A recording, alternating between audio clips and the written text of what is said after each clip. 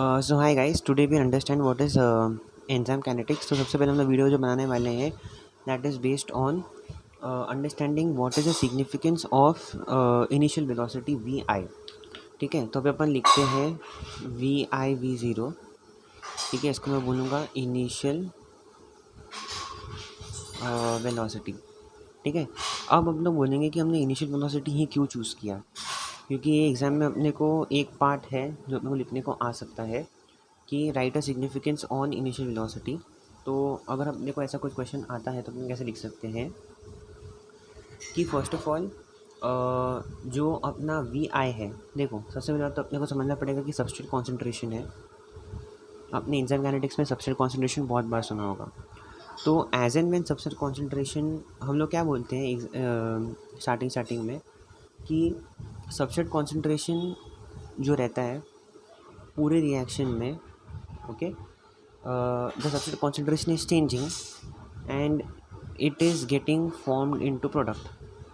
ठीक है, S is getting formed into product. अब मानो मैंने 10 माइक्रोग्राम का सबस्ट्रेट डाला और 10 में से समझो निकल गया 5 माइक्रोग्राम, प्रोडक्ट बन गया। अब बच गया 5 माइक्रोग्राम, फिर वहाँ से मैंने 2 निकाला, फिर वहाँ से 3 हो गया। ऐसे बहुत सारे ऐसे एनालॉजीज हैं। तो ऐसे कैलकुलेशंस करना, और ऊपर से आप सोच रहे हो कि ये जो भी कन्वर्जन्स हो रहे हैं, मतलब जितना 5 ग्राम में से सपोज प्रोडक्ट कितना बन गया, फिर जो अभी और बचेगा उस पर से कितना प्रोडक्ट बन गया, ये सब बहुत कॉम्प्लेक्स हो जाएगा। And you know that this entire thing is happening with in a second, right. ये सब कुछ सेकेंड में हो रहा है, तो सेकेंड से भी कम में हो रहा है इनफैक्ट। तो मतलब इस केस में फिर आप, how is it possible for us to distinguish, और we can say that how is it possible for us to even think कि एस का कॉन्सेंट्रेशन कितना है, सबस्ट्रेट का कॉन्सेंट्रेशन कितना है और कितना कितना हो गया। तो ऐसे केसेस में हमको कुछ अजम्पशंस लेने पड़ते हैं, और ऐसे केसेस में हमको एक पैरामीटर लाना पड़ता है into consideration which is called as your V naught, that is initial velocity. तो इनिशियल वेलोसिटी से हो ऐसा जाता है कि हम सिर्फ रिएक्शन का एक इनिशियल पार्ट देख रहे हैं। We are just going to see the initial part, that is the beginning of the reaction, और कुछ नहीं हम देख रहे इसके अंदर। ठीक है, तो हम क्या देख रहे हैं कि जैसे मतलब हमारा सबस्ट्रेट कॉन्सेंट्रेशन जो है in the beginning of the reaction, substrate हम लोग कॉन्सेंट्रेशन जो है ना ज़्यादा लेके चलेंगे as compare to the enzyme concentration. ठीक है, उसके बाद में आपको क्या करना है कि क्योंकि आपने सबस्ट्रेट कॉन्सेंट्रेशन बहुत ही ज़्यादा लिया है, अब जब इनिशियल रिएक्शन, मतलब जब आपको एक नैनो सेकेंड या 2 नैनो सेकेंड हुए से रिएक्शन को चालू होके, तो ये बहुत जाहिर सी बात है कि जो आपका सबस्ट्रेट कॉन्सेंट्रेशन है उसमें से 2 से 3% ही सिर्फ आपका प्रोडक्ट में कन्वर्ट हुआ है, बाकी का अच्छा खासा सबस्ट्रेट बाकी है। तो हम लोग कंसिडर कर सकते हैं कि S जो है वो स्टार्टिंग के लिए, ऐसा मैं बोल सकता हूँ कि ऑलमोस्ट फॉर द रिएक्शन, ठीक है, अभी लेट अस नॉट से for the reaction but starting point पे तो हम लोग बोल सकते हैं कि भाई S तो है जो है कांस्टेंट है भैया,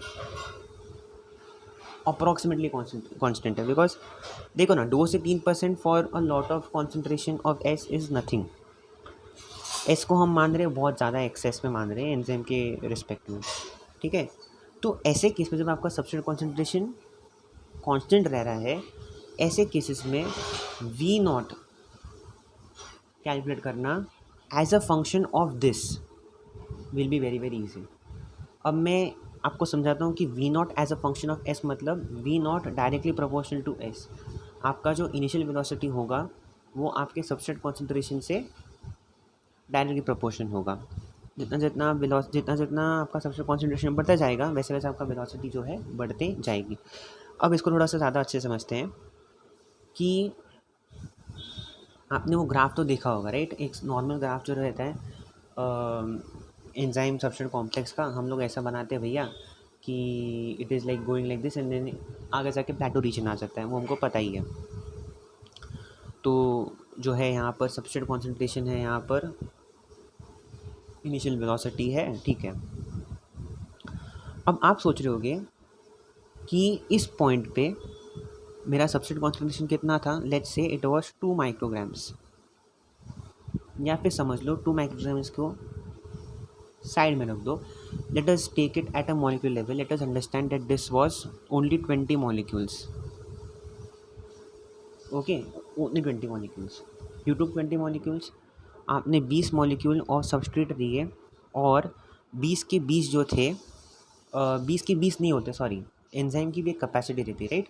तो एंजाइम के साइड में से ऐसी कैपेसिटी थी कि वो 20 में से सिर्फ 4 को अकोमोडेट कर पाया. उनको कन्वर्ट करेगा नहीं करेगा वो हमारी अलग की बात है, ठीक है, कन्वर्ट कर देगा. It will convert into product, ठीक है. जैसे ही ये प्रोडक्ट में कन्वर्ट कर देगा, आपको पता है कि ये जो 4 मॉलिक्यूल्स अटैच होते हैं सबस्ट्रेट के, वो निकल जाएंगे. एंड सबस्ट्रेट का जो बाकी के मॉलिक्यूल्स है, जो 16 बाकी है, वो एक एक करके 4-4 के फॉर्मेट में they will go to the enzyme and bind to it. But हम लोग को वो सिनेरियो देखना ही नहीं. हमको सिर्फ इतना देखना है कि 20 में से 4 निकले इनिशियल में, बस वो निकल गए, अपना रिएक्शन ख़त्म उधर के उधर ही. अपने को मतलब इतना ही सिर्फ एरिया देखना है कि भाई अपना 20 में से 4 निकल के 4 जो है प्रोडक्ट बन गए. We don't have to see that वो 4 जब प्रोडक्ट बन गए तो 4 अपने एंजाइम से डिसोसिएट हो जाएंगे, फिर जो 16 बच जाएंगे वो वापस एंजाइम को जाके बाइंड करेंगे, एंड अगेन वो रिएक्शन चलते रहेगा जब तक आपके सबस्ट्रेट पूरा ज़ीरो नहीं हो जाता. हमको वो देखना ही नहीं, हमको सिर्फ इनिशियल पार्ट देखना है कि 20 में से 4 निकले, 4 जाके प्रोडक्ट बने, वो ठीक है. This is just initial part. इसलिए मैं बोल रहा हूँ initial velocity is very very important. तो 20 में से 4 बन गए. अब नेक्स्ट सिनेरियो लेते हैं जहाँ पर हमने लिया है 40 सबस्ट्रेट. ये हमारा एक पार्ट हो गया, ठीक है. इसमें जो मेरे को वेलोसिटी मिलेगी मैंने प्लॉट कर दी. अब नेक्स्ट रिएक्शन देखते हैं जिसमें हमने लिए हैं 40 मॉलिक्यूल्स. ओके, और सीधी सी बात है कि 40 मॉलिक्यूल में से अभी कितने होंगे, 20 पे 4 होते तो 40 में कितने होंगे, 8 होंगे. बट क्या आपको समझ रहे हैं कि 20 और 4 में कितना फ़र्क था? 20 और 4 में फ़र्क था 16 का. 40 और 8 में फ़र्क है 32 का. तो आप खुद देख सकते हो कि रेट यहाँ पर, comparatively the rate was fast here, but as soon as you came down to 40, the rate has gone down drastically. मतलब यहाँ पर वो 20 में से 4 लोग को निकाल रहा था, प्रोडक्ट बना रहा था, अब यहाँ पर से 40 में से सिर्फ 8 लोग को निकाल रहा है.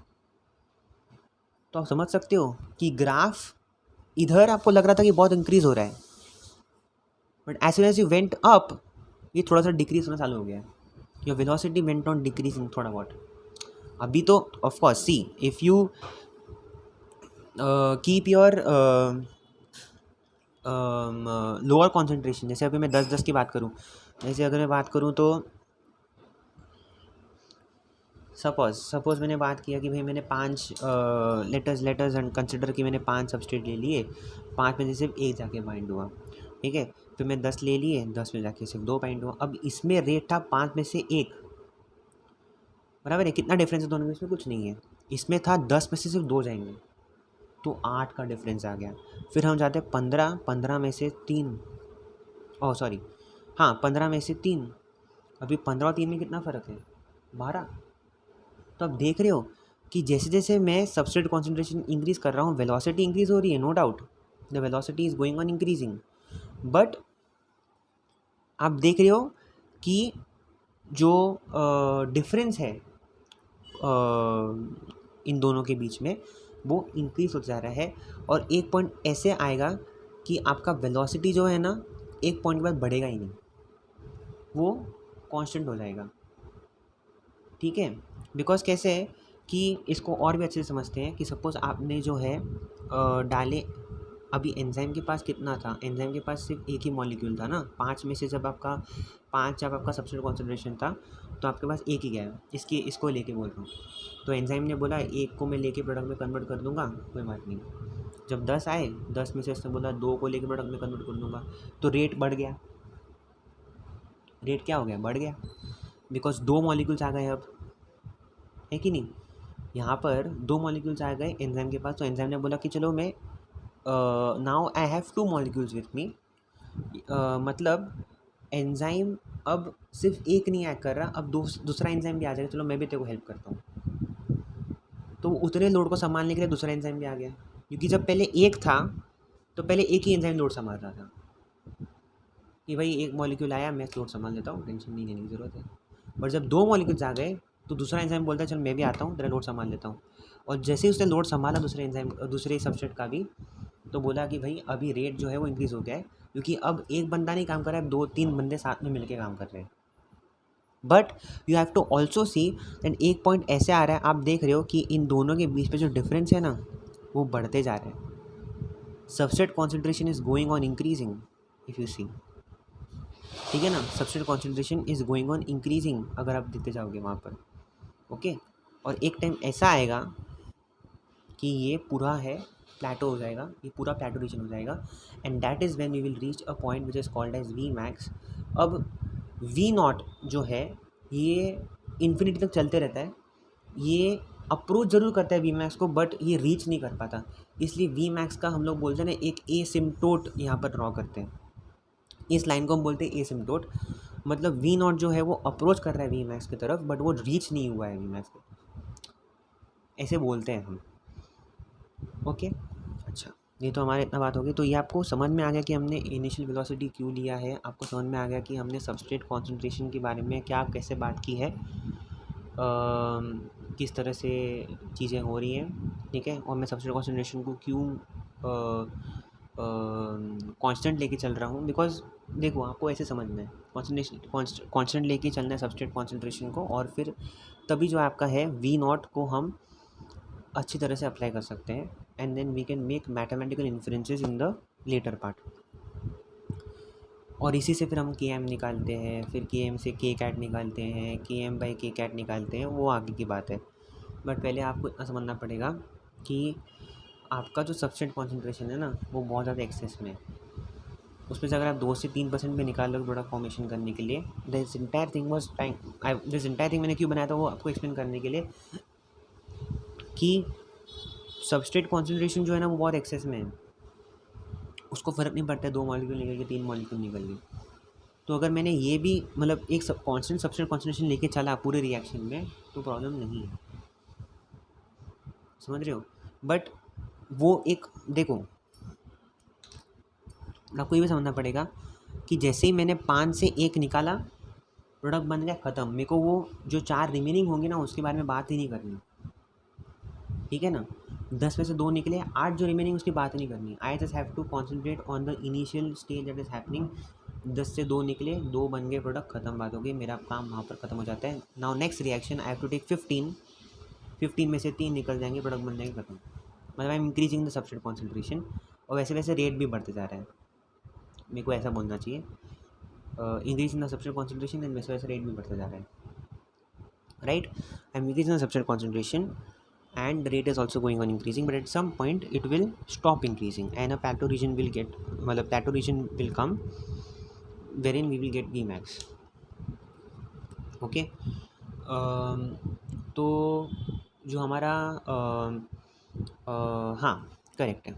और आपको एक और चीज़ याद रखनी पड़ेगी कि what is steady state assumption. Steady state assumption ये बोलता है कि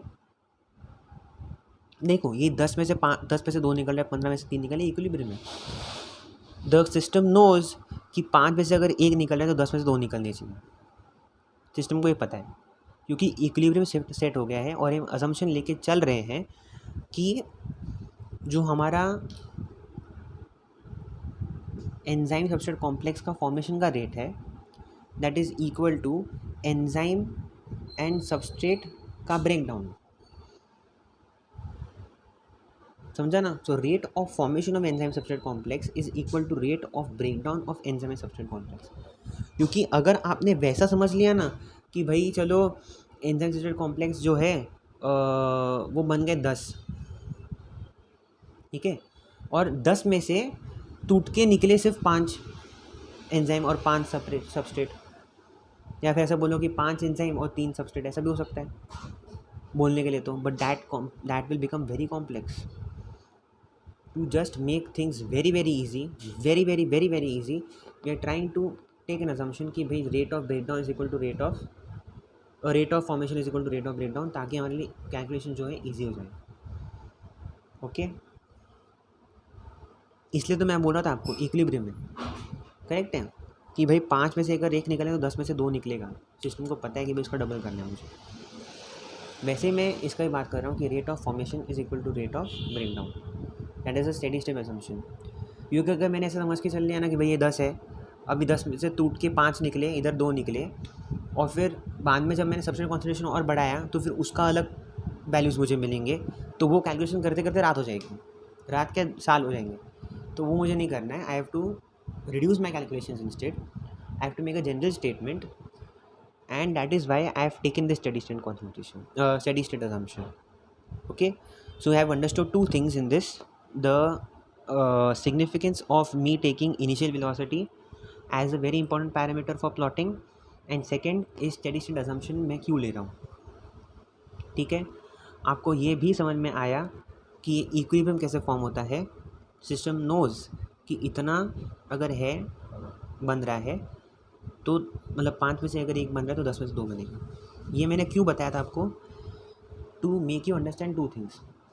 ठीक है ना, one that the system understands that अगर 5 में से 1 बन रहा है तो 10 में से 2 बनेगा। And the second thing that I wanted to emphasise is on that there is क्या बोलते हैं अपन उसको,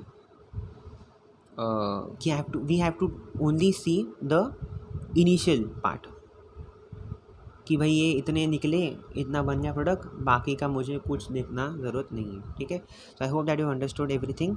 थैंक यू।